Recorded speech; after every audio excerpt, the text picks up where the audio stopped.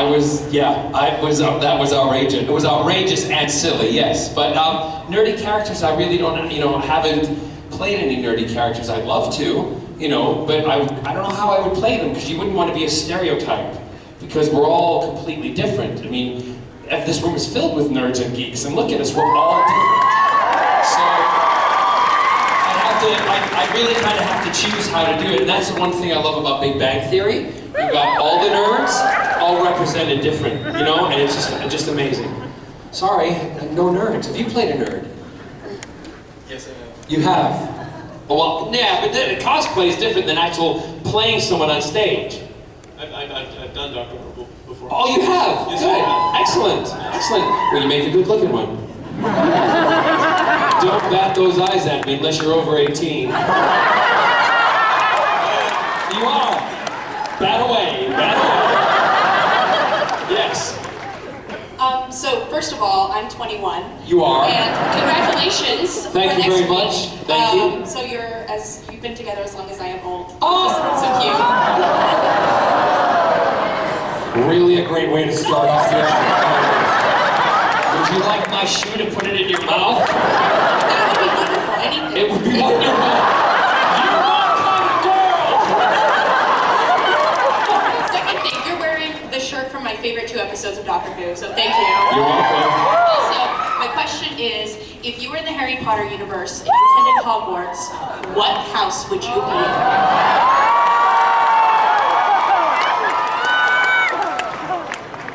I'd create my own house. It would be called Gryffindor. You could be in my house, whether you're Gryffindor or not, just because you want a shoe in your mouth. You're welcome. By the way, I love Harry Potter, and the Harry Potter books, when they first came out in the UK, I got first editions of every single one of them for our nieces and nephews, and I gave the Harry Potter books to them, and that was one of the inspirations that when my sister and I were at a family cabin in northern Wisconsin, and we were, all the adults are down at the beach, drinking and having, swimming, and I was going to say having sex, but they weren't. That would be like, ooh, family. Dad, what are you doing? So we're all down there, and all of a sudden we looked at each other, all the adults, we went, where are the kids? And we snuck back up to the cabin, and they were all inside the cabin reading the Harry Potter books. And so my sister and I said, wouldn't it be great to create something that would be like that would capture the imagination of kids, and blah, blah, blah. And that was one of the reasons that the Hollow Earth series that my sister and I write was born. So, yay, Harry Potter! And Daniel Radcliffe, I love him. I was rehearsing a show, I was doing my Tonight's the Night TV show that I produced for the BBC with them, rehearsing next door, and Daniel was next door rehearsing for How to Succeed in Business. And the guy who's the assistant choreographer was in Chicago with me, and he came in the room and he said, just wanted you to know, and if you want to pop in, there's a big fan of yours next door. And I'm like, okay, thinking, blah, blah, blah. And I went, no, didn't know who was in the room. And I would come knocking on the door thinking I'm going to make someone's day. Knock, knock, knock, open the door, and I'm like,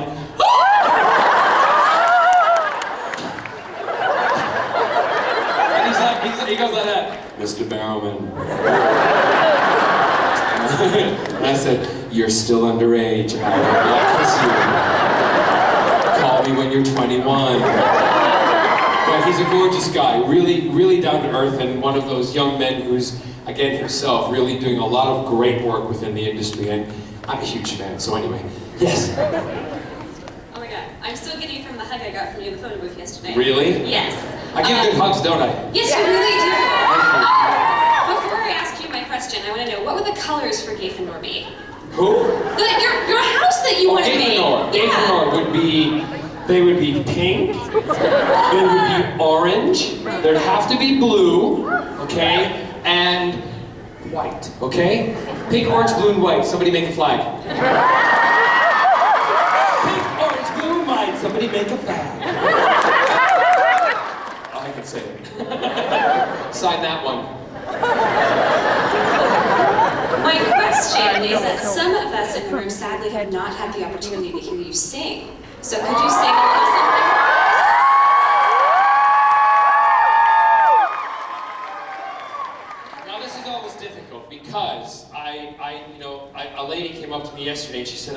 you sing this particular song if someone asked you to sing, but it's a very melancholy song, and I'd have to then pick the whole room up and dab off the tears and all that after it. But I've always, someone says that's okay. I'm depressed today, that's fine, I can cry. It's always weird to sing off the cuff and not know off the top of my head what to sing. Sing La Cage the whole show? What's that? No, I'm not singing Happy Birthday. What? I don't care. Happy birthday. You don't look a day over 60. Just kidding. What would, just 1 second, I'm gonna ask, so raise your hand here if you know what song you'd like me to sing. Raise your hand. Raise your hand. What would you, well then, oh my God, you've known all along you didn't say? Okay. What's wrong with you? So many things. And you know what? Same with all of us. I'm a huge Mel Brooks fan, so I would like you to sing. No. There is no freaking way I'm singing Springtime for Hitler. It's gonna be awful. It was okay to sing it in the movie, but not in this situation because it would go down, this would be a room of haters if we went and I did that. Me singing that and you all cheering? Wrong. I was also asked to sing that, get this, in Germany.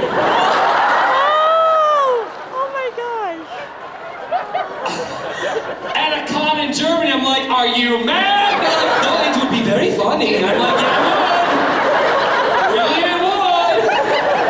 Look what's happened in Germany today. Not good. So, yeah, and yes, you the blue. Okay, all right.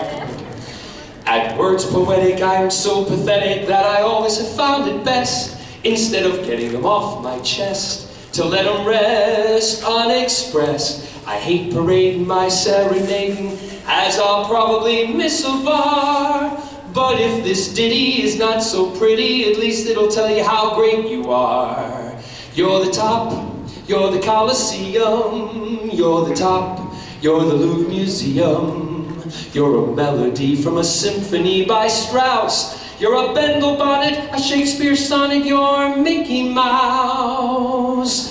You're the Nile, you're the Tower of Pisa, you're the smile on the Mona Lisa. I'm a worthless check, a crazy wreck, a flop, but if baby I'm the bottom, you're the top.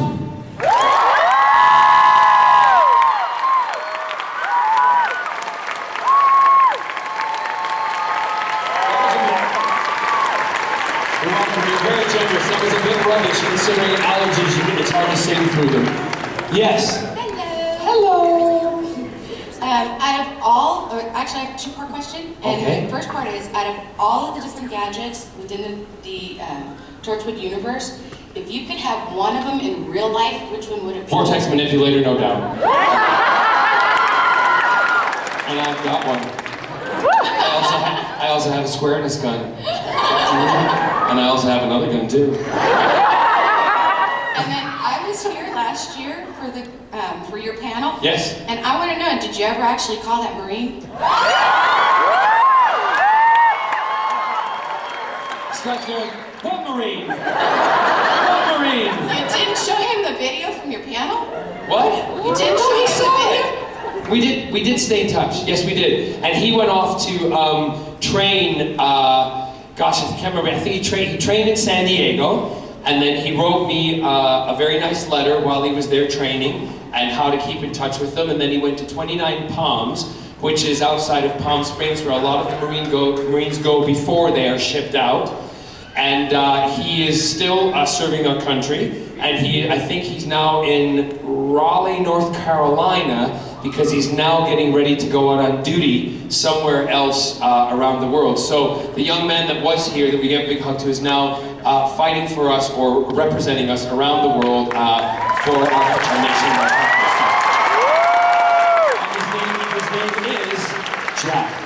Isn't that amazing? Yes. Oh, okay, you all right? Yes, go ahead. Here. Hi.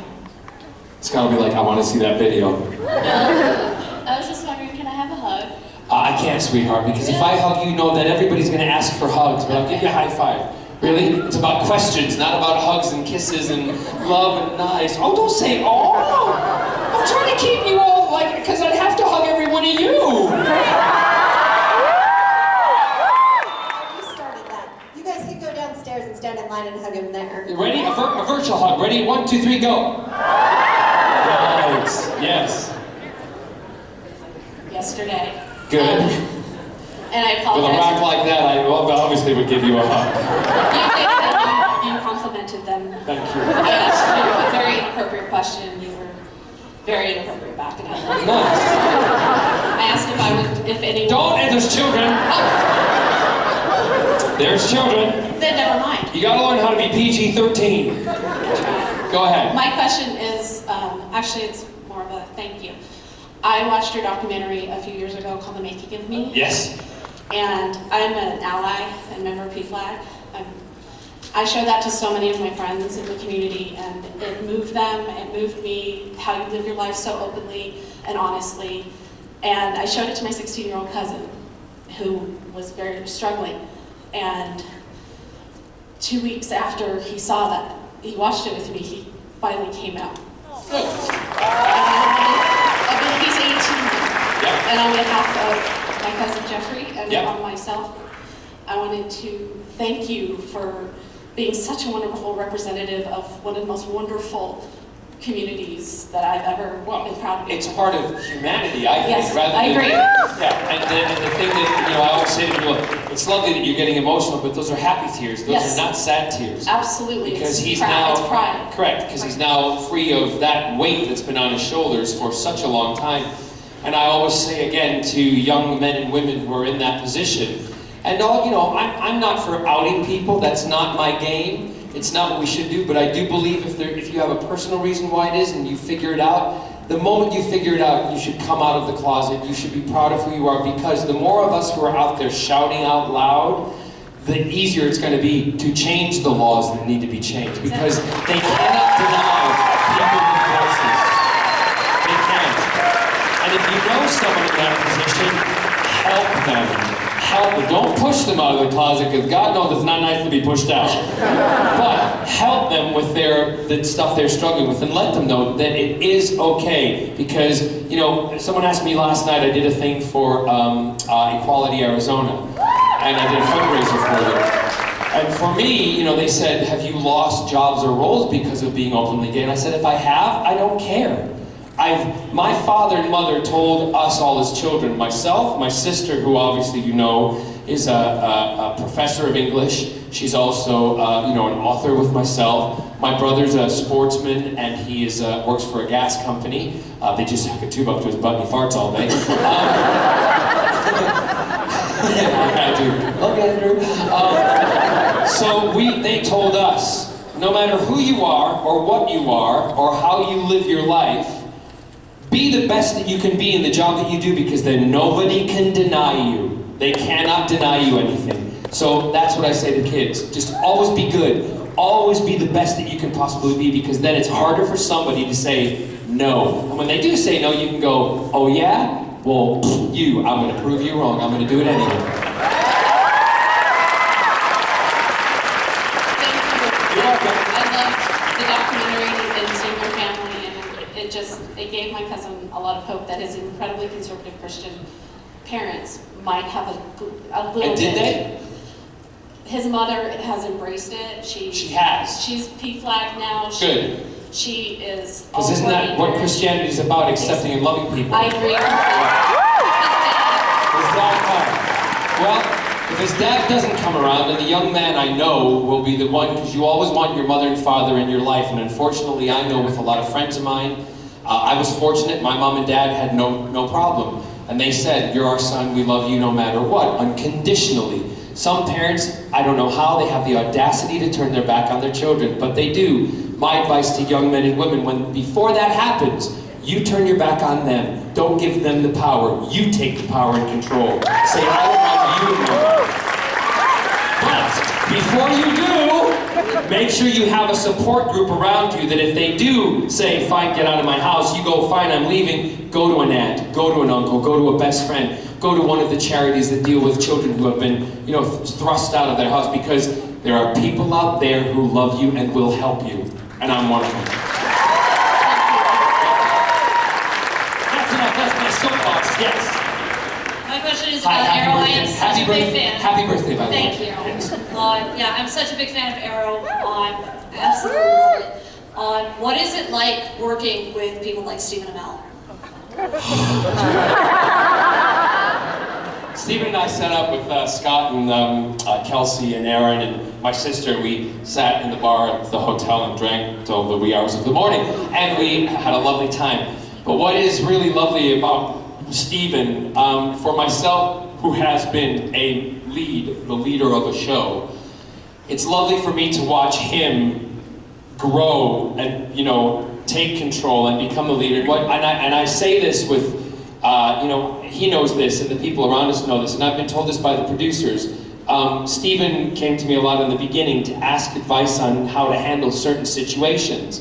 And I would give him my advice from what I had learned. It's because I wanted him to be successful. I wanted him to succeed. I wanted the show to be good. And you're only as good as the cast you have, but also the leading man in the company or the leading lady, whoever it may be, they're the ones who lead the pack. And if you set them off on the right foot, then we're soaring. And right now, we are soaring. Because that young man is doing a phenomenal job. But when I signed on to the show, I asked some of the producers, of course I'll do it, but I want a scene with him with his clothes off. And thank you, we have those pictures down at my booth. Yes. Scott has it up right in front of him, and that's Scott's motivation, because in the scene where we came in and he was standing with his arms strapped up by chains, completely torso naked, and Malcolm Merlin walks in, and I told the camera guys, I said, whatever happens, just keep rolling, okay? Don't say anything, because I'm a prankster, I love it. So I walked in around him and I was like, and I had to circle him, do a complete circle. So, and all the dialogue, I can't remember it right now, but I'm going blah, blah, blah, blah, blah, blah, blah. So the rehearsal, great. Stephen's giving it all. He's doing his push-ups before we do it. He's like, do you want to join me? I'm like, no, with a Danish and coffee, I'll just watch. Can you do it one-handed, please? Just pop the butt up a little bit more. That's good. So he's giving it all. And he gets up, chain him up. Ready to go. Come on, Malcolm, give me I'm like, cool. Action. So, Ollie.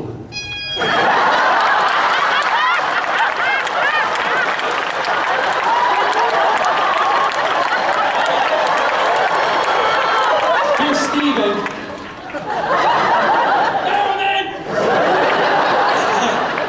And then the first time that ever our characters crossed paths, and this was not in the episode, they cut it out because they wanted to save it, was when Moira was in the hospital. And I'm walking down the hallway and Ollie comes back after he would know that I'm a bad guy, right? Ollie comes by and I go, Oliver, and he goes, Malcolm, or Mr. Merlin, and I turn, look at him, and then he has a scene up in the end of the hallway with Lauren's father, Laurel's father.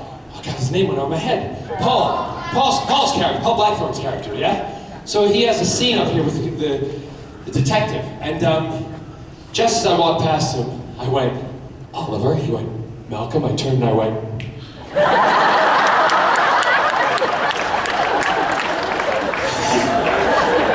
Paul's a method actor, Paul's like, yeah. So he's just seeing me, well, Stephen's like this. Paul's going, what's the matter, what are you doing? He's like, Barrowman! So I told Stephen last night, get ready, because I'm coming series 3 and we're gonna have a good time. Yes. How much time? You have 10 minutes, so you want to go as fast Okay, as possible? well sit down and give me my 10 minutes then, girl. Yes. Megan, I was Hi, wondering, Megan. when you first took on the role of Jack Harkness, did you see where they were going with the face of Bo? No clue. No clue. I told that. Did I tell this story last year? All right, I won't tell it again. It's on YouTube. David and I were on set, and the script came in, and I didn't read my scripts. Don't prepare that ahead. I do it like a couple of days before I'm supposed to do stuff. And I don't like to know what's happening, because I think for me, spontaneity, while you're doing it, and also learn the lines, and then when you get up, do it spontaneously, and it seems more natural. So David, we get the scripts in, and David, I could hear this, "Ah!" And all of a sudden, running up to the trailer, and I hear, like, what? John, you're never gonna believe what's happening. I said, don't tell me! Shut up! Get back to your trailer, get out of mine! So he goes back to his trailer, and then next day comes, I hear again. Okay, 1 minute! A minute! What? Have you read the script? No! Get back to your trailer! Not ready yet! When I read it, I'll tell you! Next day, lunch break. Me. Oh my God! David! He opens his door and goes, what? I go, I'm ready! Oh my God!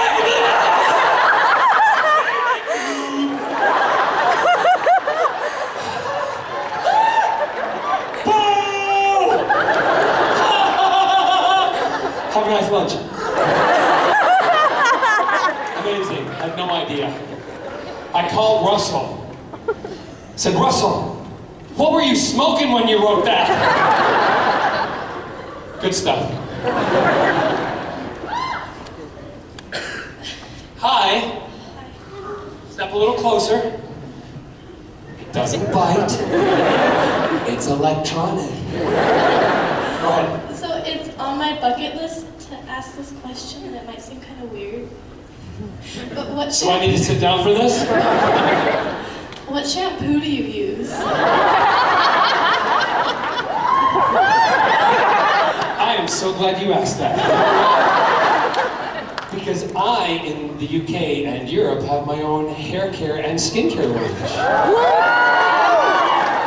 And the shampoo I use is her hair care, which I designed and developed for women. And it's made in Italy, all natural products, color sensitive. Because I am gray under this mop. And I color my hair. So, yes, that's what I use. Her hair care. And it's available at QVC UK.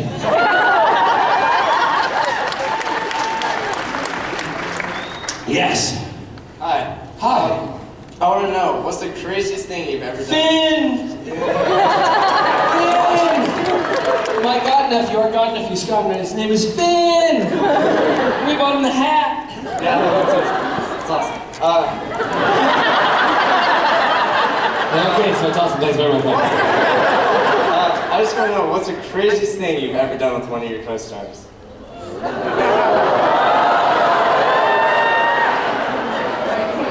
Oh my gosh. Eve Miles. Who I love to death. Eve Miles. The craziest thing I've done. It's a song I've dedicated on the album, my new album, to Eve, which, by the way, was funded by all of my fans, and I'm overwhelmed and incredibly proud to say that it's the best album that I've ever done, because you guys gave me the freedom to do what I wanted to do away from a record company. So thank you very much. It was amazing.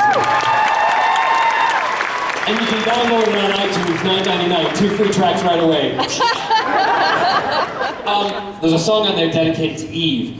And it's a song that I've sung before in my concert tours, but we did a kind of vamp of it, kind of a Mumford & Sons style version of Listen to the Music.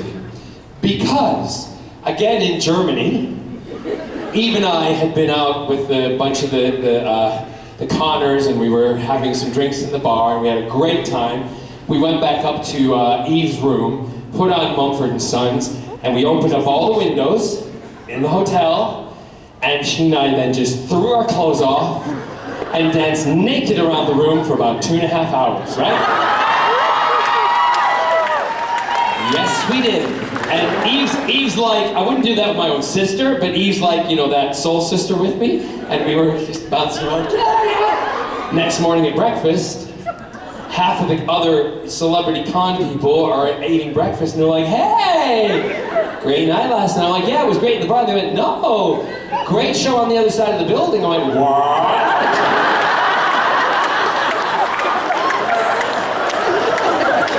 He was like, what? I said, yeah, we all saw 6 o'clock this morning, everybody's getting up. So were you guys.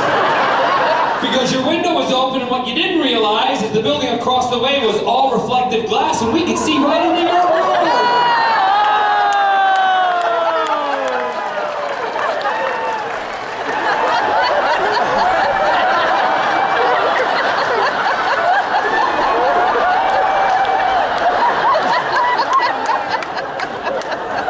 You know, gotta do what you gotta do in life, right? Always live that moment, and boy, we lived that moment for 2.5 frickin' hours we lived it. And that's why the song now is dedicated to her on the album, and it says, because we danced naked together in Germany. So that's one of the craziest things I've ever done. And also every time she was at a close-up, I got my balls out and distracted her. Tennis balls. Yes. Hi, I'm Lauren, and I was curious as... Hi, Lauren. Hello. I buy your perfume every year. Ralph Lauren. For my mom. Yeah. I was curious as to You what don't care, do you? No, you don't. Thanks for being honest. How old are you? I'm 13. 13. Okay, good. I was curious as to what has been your most enjoyable stage kiss, or on-screen kiss.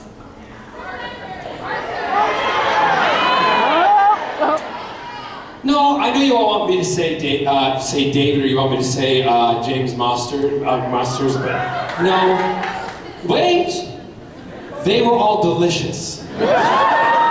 My favorite on-screen kiss was the one where I broke boundaries immediately, and that was with Chris Eccleston. And when I walked up to Rose, and I kissed her, and then Russell said to me, it's in the script, just do it how you feel, how you want to do it. And I said, well, I want to show that you love both of them. And I turned to Chris and I went and kissed him exactly the same way as I kissed Rose. The British public, they all went, oh, great, no big deal. And that was amazing. That was amazing because I was the first, so that's the one I'm most proud of. I was the first male character, companion, to ever kiss the Doctor. And I can proudly say that, and I love it. 2 Minute Warning. Yes. Yes. The lady in pink. Oh, the pink arrow. Watch out for her. Yeah. I was just wondering, how can you be Tommy Merlin's father if you're the same age? I love you. Do you want to be adopted by Scott and I? Do you want 2 gay dads? Because you'll have the most fabulous clothes, and when you're 18, your high heels will be Louboutins. Handbags galore. Come live with us. Grab her, Scott. Is that your dad? Bring him too. You'll be in a sequin speedo cleaning the pool. Interesting you asked that, because a lot of people say the same thing. Tommy is actually, you know, the guy who plays him is younger than me, really. But a lot of people have said that. What my theory, not been written by the show or anything, is that Malcolm had Tommy when he was about 16, 17 years old. With it, he didn't have him, his wife, girlfriend had him. And the reason Malcolm is so ruthless and worked so hard, this is my own little backstory history, is because that he had to work incredibly hard to provide for his wife and his son. Then his wife died, so then he was disgruntled that his son was not becoming the man that he really wanted him to be, which was Oliver, because I think Malcolm really secretly wanted Oliver as a son, but he was just the best friend. But that's how the reasoning became for me to justify that I was his dad, because I did say and I know Colin, who played Tommy Merlin from musical theater stuff, he played the same role I did in Anything Goes on Broadway, so we've all, and he's a very good song and dance man. But when we did that, I was like, dude, how's this gonna work? And he's like, well, we'll just play it. And we